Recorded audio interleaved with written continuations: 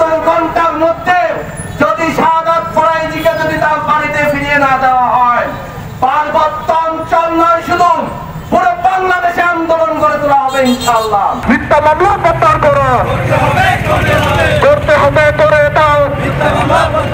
শাহাদাত ফরাজি সাকিবের মুক্তির দাবিতে খাগড়াছড়িতে বিক্ষোভ মিছিল ও সমাবেশ।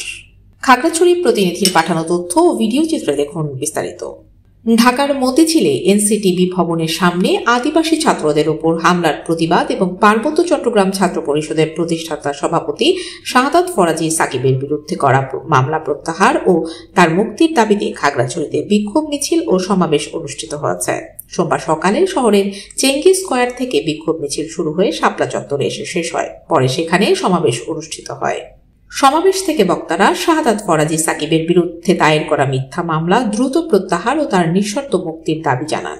তারা হুঁশিয়ারি দেন, আগামী 72 ঘন্টার মধ্যে মুক্তি না দিলে পার্বত্য চট্টগ্রাম অচল করে দেওয়া হবে এবং দুর্বার আন্দোলন গড়ে তোলা হবে।